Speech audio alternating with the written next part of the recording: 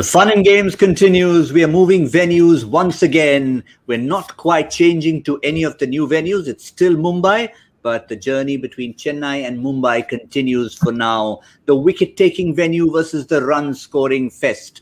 Rajasthan versus Kolkata, match number 18. It's the men in pink against the men in purple. Unfortunately, both towards the bottom of the table. Who's going to push upwards and who's going to be eating with a wooden spoon tonight? We shall find out very shortly. Welcome to Cricbuzz Live, brought to you in association with our fantasy partner, My 11th Circle. I'm in the company of Simon Doull and Joy Bhattacharjya. Good evening, gentlemen. Promises to be an absolute cracker. Evening, Gautam. Evening, Joy.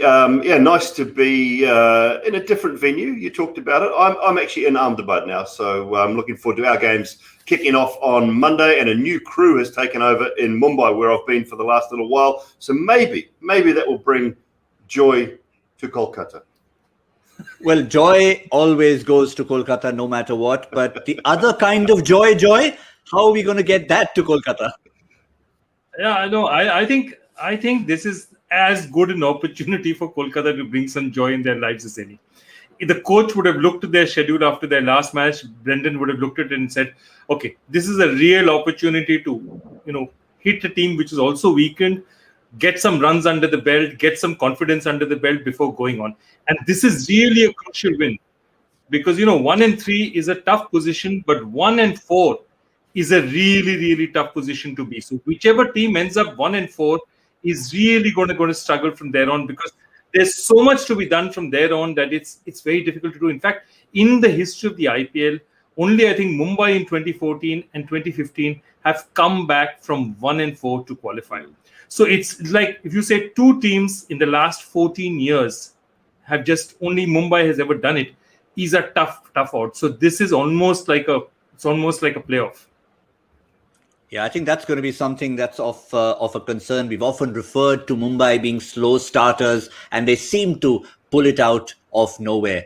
We, of course, like to involve all of you at every stage of our show. On hashtag Ask Cricbuzz Live, you send in all your queries, questions, compliments, otherwise, but we try and feature them as often as possible. So let's get in a question at the very top and see what one of our viewers, listeners, readers, and friends have for us on hashtag Ask Cricbuzz Live. And there you have. What advice do you give to teams like Rajasthan and Kolkata who have lost 3 on the trot? Well, that's Manan Mehta who asked that question. Not sure it's very much you can say. Simon? Look, it's really tough, isn't it? I mean, this competition, we know how difficult it is to win back-to-back games. We know how difficult it is to perform day in, day out. I think it's about relaxing as much as you can when you're in these pressure situations. It's about believing in your own ability and believing in the ability of your teammates. It's not easy. Someone has to stand up. These are the situations where in a team, as a coach, as a captain, I'm looking around the room and I'm thinking, who's it going to be today? I mean, do I find guys in my quorum? Do I find guys in my side that I can look at and say, you need to stand up today? Can I walk up to anyone on my team and say, listen, Chris Morris, I need you today, mate. I need you to do something for me today. As a skipper, Sanju Samson, he walks up to a player on his side, and Rian Parag, Shivam Dubey says, I need you to do something for me today. I need some help here. We cannot do this with 1 or 2 guys. So you've got to find the right mixture as a coach, as a captain, to walk up to certain players, to not put pressure on them, but say, mate, we need you today. You are one guy that can lift this team.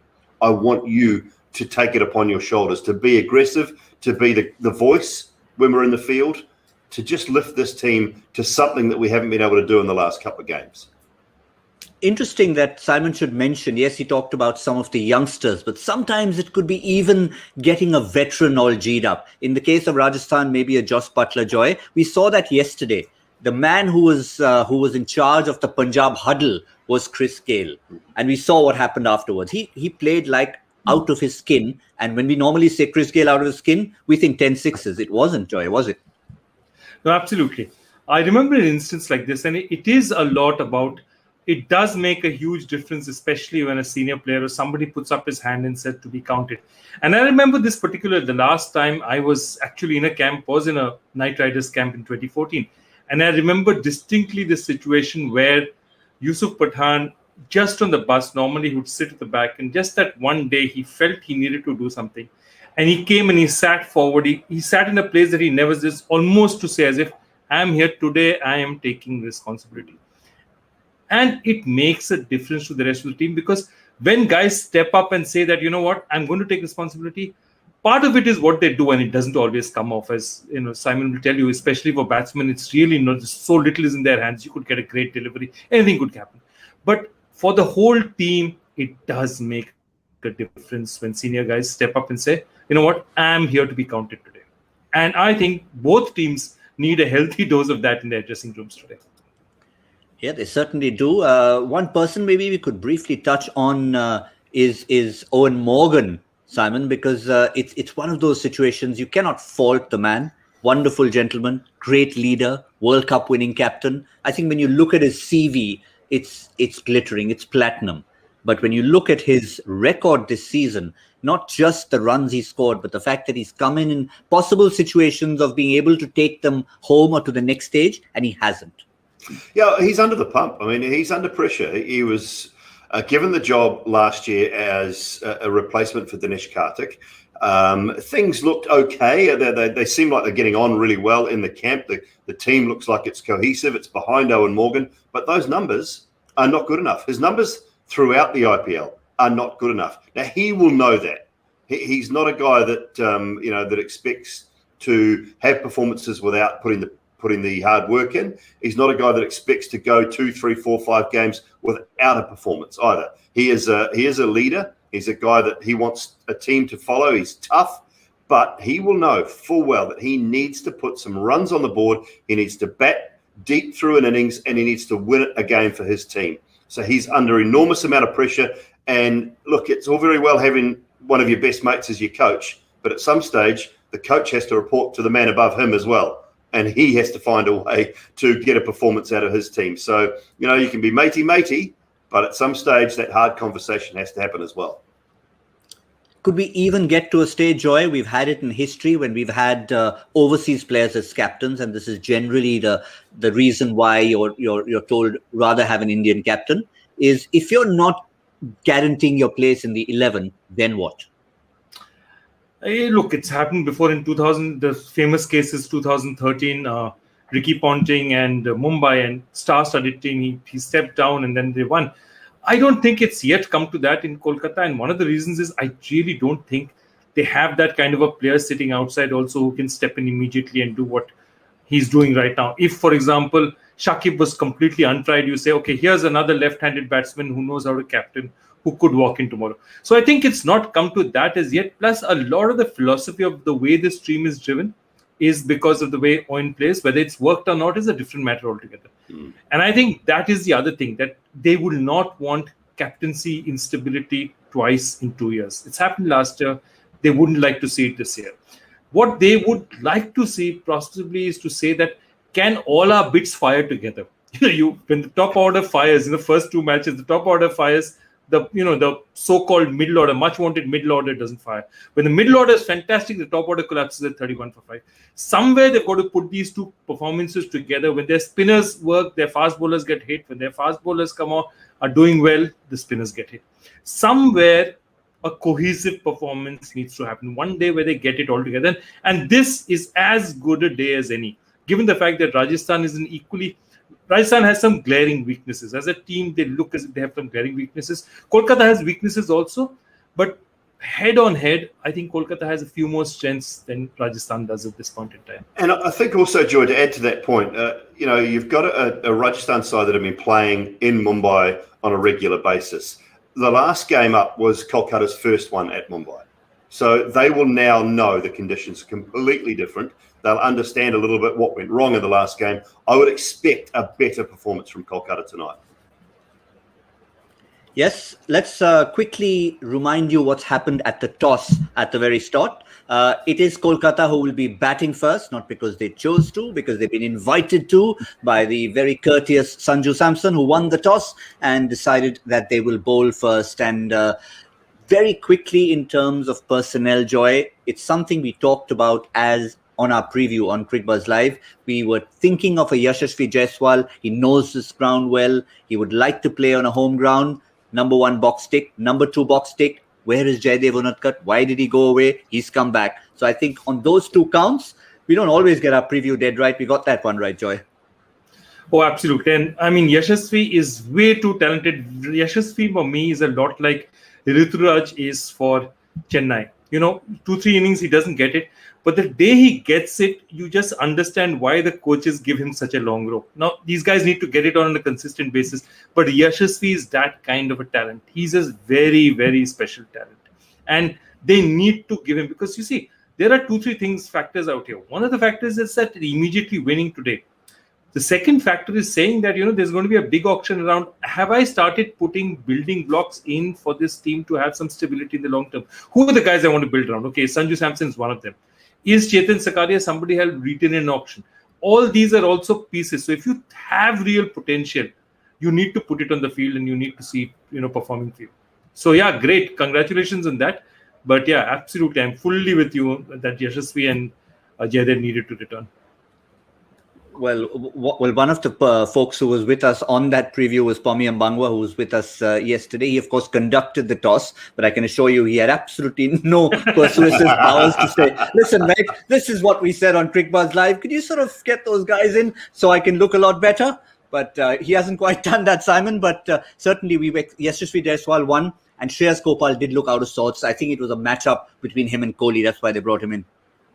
Yeah, that would have been the only reason. It's we have seen a little bit of turn at Mumbai, but not to the extent of Chennai. So I think playing Gopal was a risk, but it was an AB de Villiers, Virat Kohli type risk that they took because he'd had a decent matchup against both those players previously. And sometimes those matchups don't always work. Jaiswal back at the top, I think it's a good decision. The one thing I worry about is Jos Buttler having to make all the running. And he's under more and more pressure, I think. In each game, with that batting lineup for Rajasthan, he's just under more and more pressure. They haven't had enough out of. I know Dubey and Rian Parag did something in the last game, but that's not a middle order that is daunting.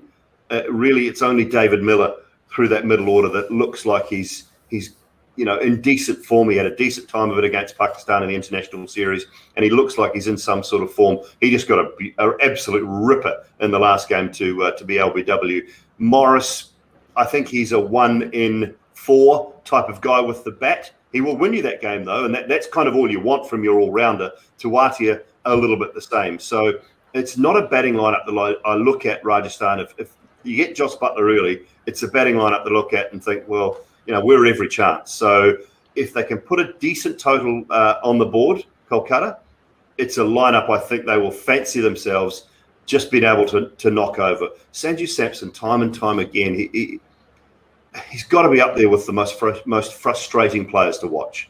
Beautiful timer of the cricket ball. Lovely strokes all around the ground. Just plays the wrong shots to the wrong ball too often, for my liking, and that's the one thing that is so frustrating to watch with him. Yeah, well, we'll hope that he gets that right. The one other question, which we won't answer or attempt to answer at the moment, is that possible batting order. We showed it as Buttler, Yashasvi and Sanju Samson. They could just go that way, but we'll wait and see. Joy, for Kolkata, the one change is almost a like-for-like change. I'm not sure we'll hark back to what Nagarkoti did with bat in hand, but Shivam Mavi comes in for his mate, Kamlesh Nagarkoti. No, absolutely. And I think they were talking about it because I think Nagarkoti has good numbers against Rajasthan. He's done well against them in the past. He's taken Samson's wickets also. So I think what they're looking at... Sorry, I mean Mavi, of course. And I think the thing about it is that, yeah, it's a like for like. It doesn't really change the composition of the side. But also, I think it's not a bad thing because this is the kind of change that I can understand. Okay, one guy is not performing, you put it in.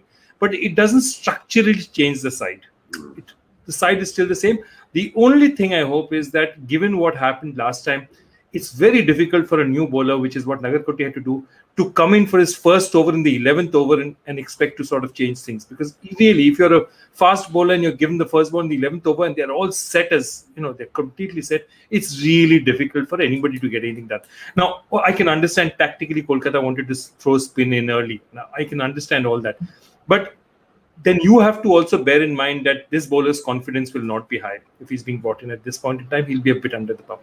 So all those are factors that you need to think about. But yeah, I'm happy that Kolkata has not done large-scale, what you call panic tinkering at this stage in time. They still are saying, okay, we've got our basics right. All we need to do is all of us get together and perform on the same day.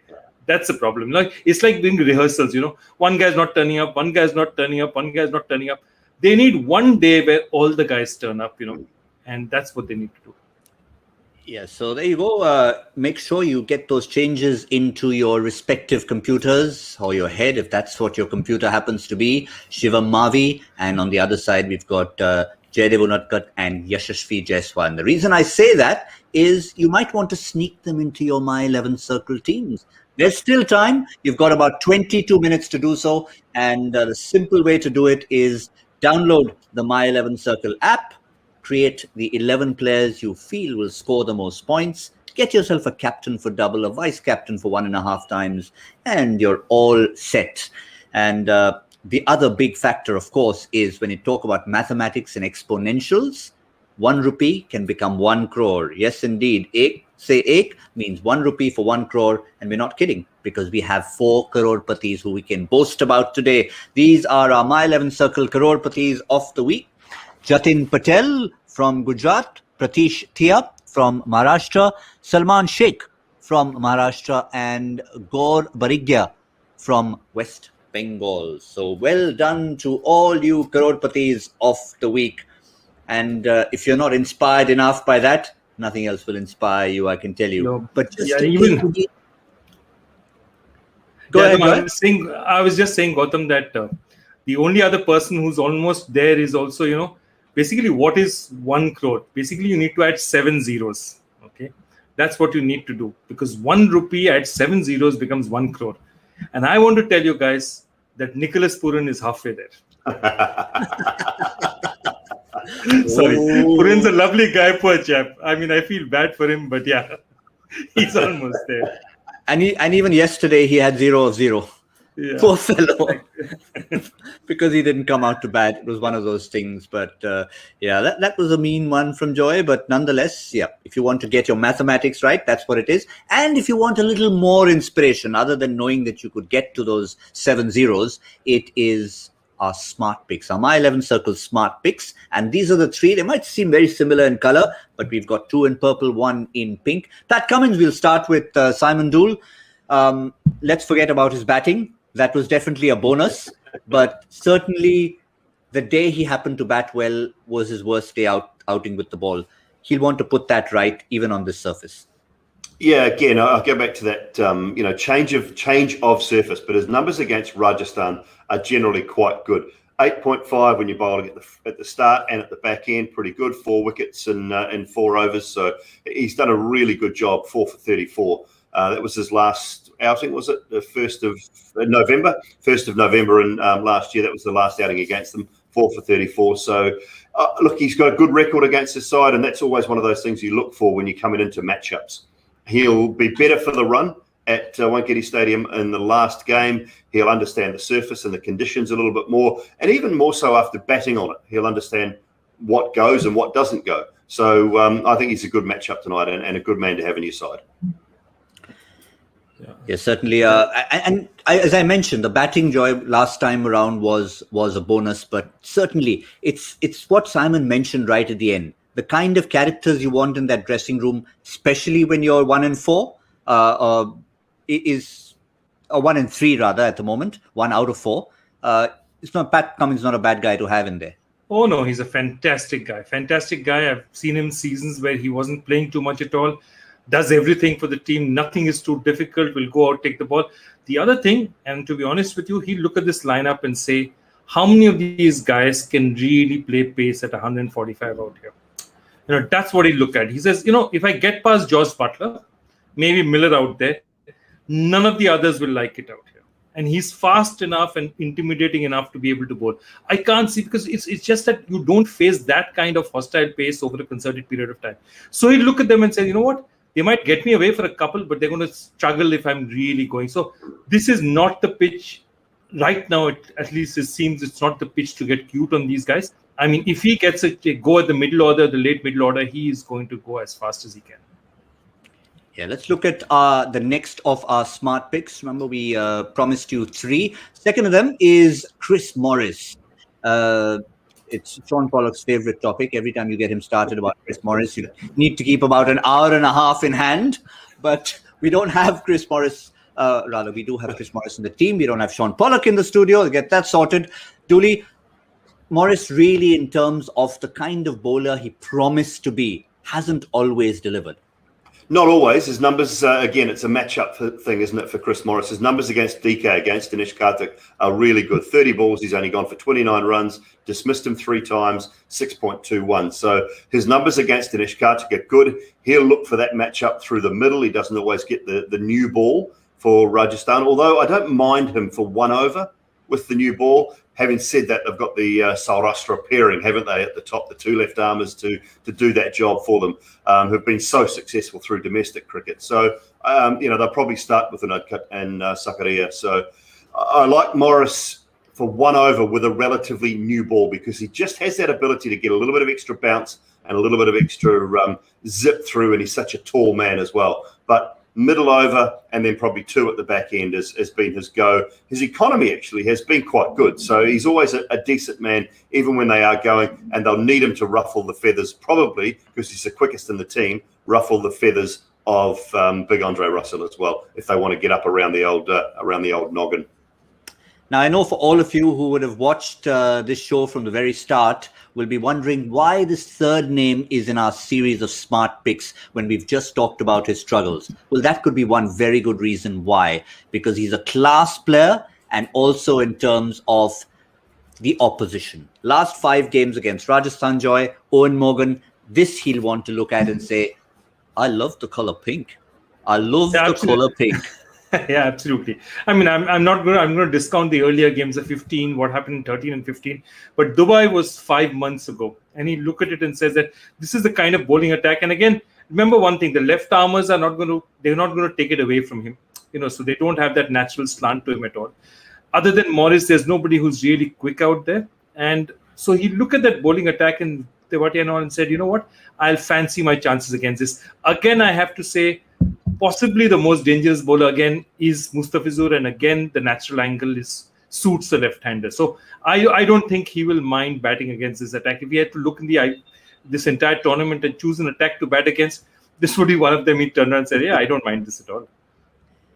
Yeah, the one thing that at least the opposition will have to do, Simon, and I think we've had a look at both teams and what they've done in the tournament so far, and you mentioned, Simon, briefly Sanju Samson as someone who can be frustrating because of the alacrity with which he gets out despite looking really good. But it's really been the story of the entire top order. I mean, just when you think, okay, they look solid, they've got Butler, they've got David Miller in that middle order, and of course Sanju Samson, they just have been losing too many wickets in the power play. Yeah, they have. Wickets up front have been a real key for them. 10 wickets lost inside the power play, 3 more than Kolkata, who also haven't been great. But when you look sort of towards the bottom, your Bangalore, Mumbai and Hyderabad and Delhi, Chennai, those are the numbers you want inside the power play at the most. You want to lose 1, 2 on a bad day. When you're losing 3 and 4, that becomes a real issue, and you're just not getting away to starts. You're asking your middle order to recreate and build the cake rather than putting the icing on the cake. And that's what you would generally want. You want those guys coming in. And every now and then, yes, someone like Shivam Dubey around Parag is going to be in the sort of 8th, 9th over. That will happen throughout a tournament, but you don't want it happening too often. And that's the case. Generally, you want those guys coming in to get 25, 30 off 12, 15 deliveries and just giving you that 190, 200 total. And, losing wickets inside the power play, I mean, the numbers tell you lose 3 inside the power play, you're about a 15% chance of winning a T20 game. Yeah, and they probably have to tell themselves, Joy, that it is possible to make up at a later stage of the innings. I mean, yes, it's about the harder ball, but it's also about the preservation of wickets. That's the balance you need to strike. Yeah, look, I feel for Josh Buttler again, because what's happening out here is, again, he's feeling the pressure of having to score because Manan Vora has just not got to start it out. So Butler's anxious to keep going, anxious to keep the run rate going, and therefore, and Sanju Samson's not helping by getting out, playing 2 fantastic strokes and then getting out. He's had just one really big innings. So what's happening is that top order comes under a lot of pressure, and then they don't know where to go. And I think the one plus point of today is, at least if you chase, you have a better idea of what you need to do. I think that will help them. That will calm them a bit, because they'll know. Or it might not. If Kolkata gets 220, it might not calm them. But at least they'll know what to do. Right now, Josh Buttler just does not know what to do at the other end, because runs are not coming. He's forced to innovate. He's forced to take risks. And here, this is what I want to say. Look at the difference between a Buttler and a Warner. Both are literally the batting powerhouses of their team. But Warner is not taking those risks right now. It's Buttler is taking those risks, and therefore his team is under much more threat, because him getting out, and now that there's no Ben Stokes there also, it just is so difficult for the team to recover from that. So I think that's the thing that they have to do. They have to find somebody up there, somebody who gets even a 25-30, takes the pressure of Buttler. If Buttler can play 8-10 balls, 15 balls without actually having to take risks, then he's got a far better chance. And look, he gets going. He can, on any day, he's one of the best T20 players of this generation. I thought, Joy, I wondered in that last game whether it might be worth throwing Rian Parag to the top of the order. He's an aggressive player. By nature, he comes out, he looks like an aggressive stroke maker. And I wondered if they weren't going to bring Jaiswal into the side, if they had another middle order player they could perhaps look at, whether Rian Parag might be worth a go at the top, just to play some shots and to take some of that pressure off Buttler. But I totally agree with you. I mean, Buttler is under enormous pressure, and he's the standout. And now they're down to 5 overseas players only, aren't they, Rajasthan? Which is it makes it tough. You're one of the best all-rounders in the world, although he hasn't been a shining light at times in this tournament, and Ben Stokes is gone.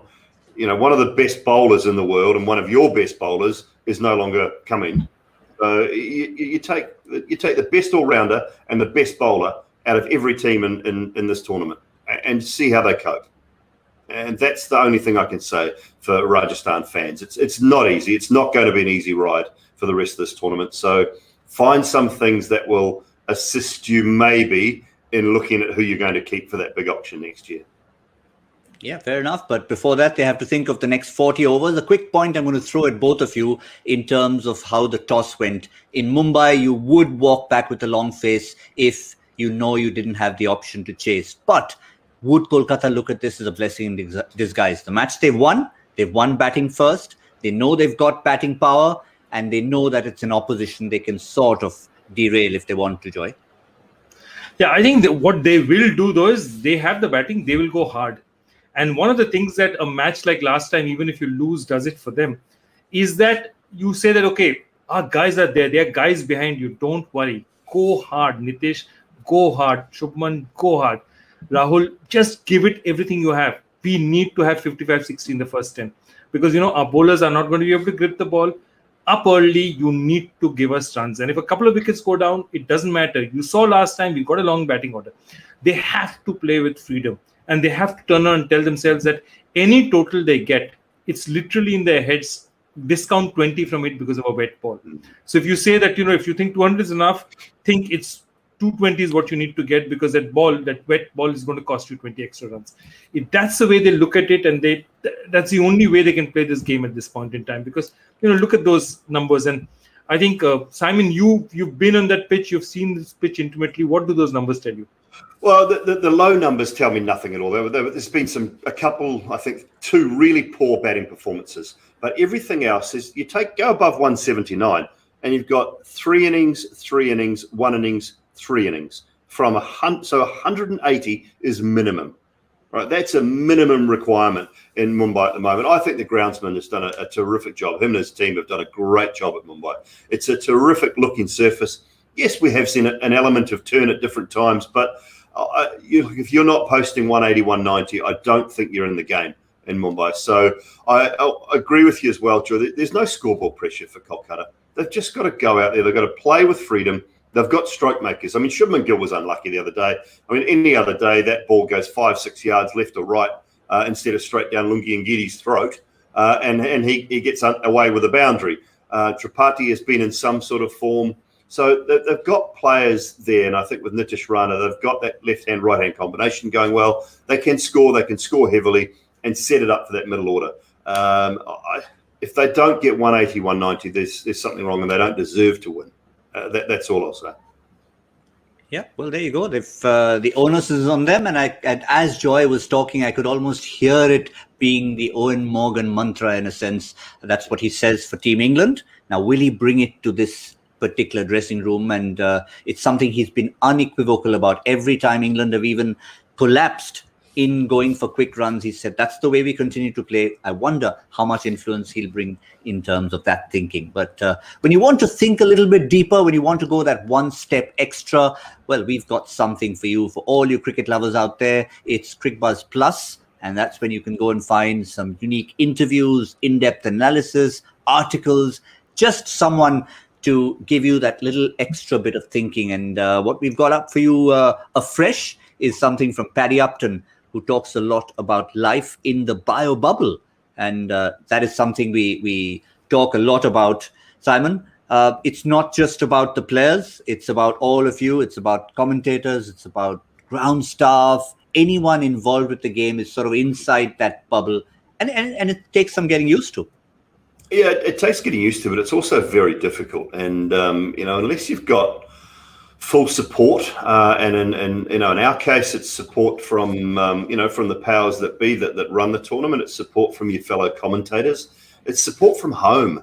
That your wife and family, that they understand. They're all worried about everybody. They're particularly worried about sitting at home and how life is on the road and these bubbles, and that your mental health is being looked after as well. So these are all things that players are going through, that support staff are going through, that commentators are going through at the moment. So you can look at it in a couple of ways. It's not easy, but we're also, the messages that I'm getting from fans, from people sitting at home, particularly at this stage in India, who they can't wait for 7:30 because some of them are in lockdown.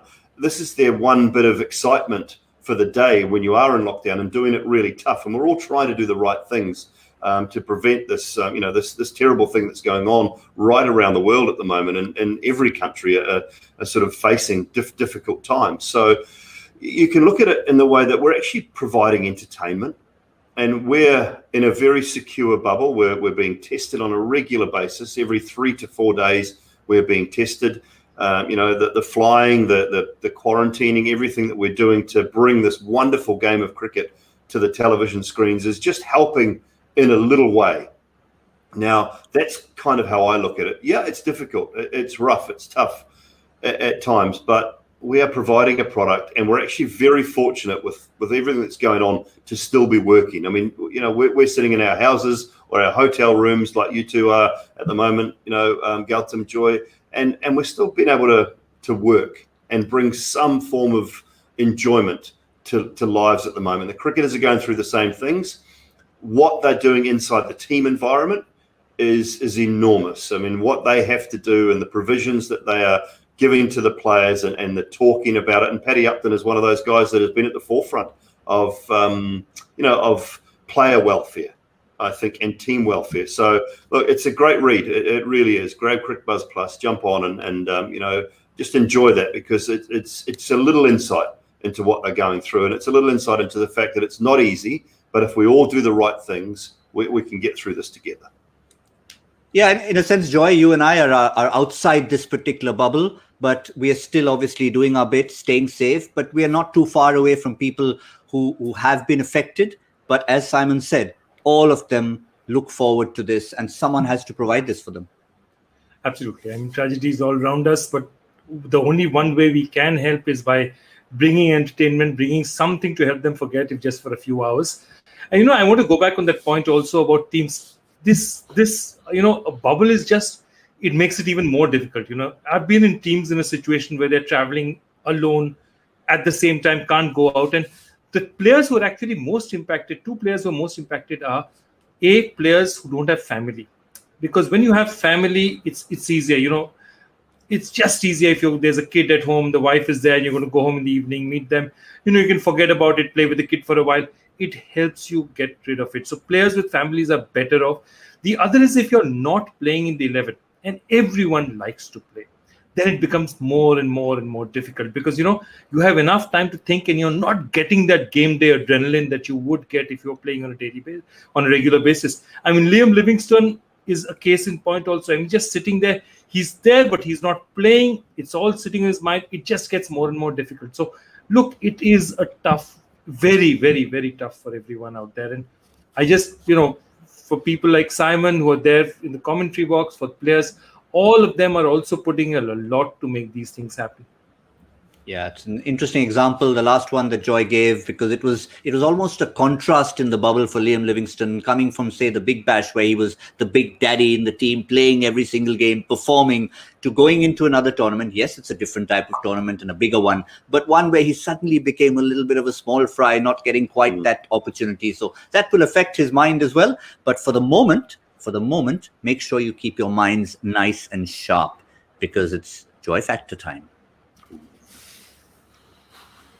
Okay, here goes. If Merv Hughes was the first and Hayden, Gilchrist and Warren probably the most important, who was the last?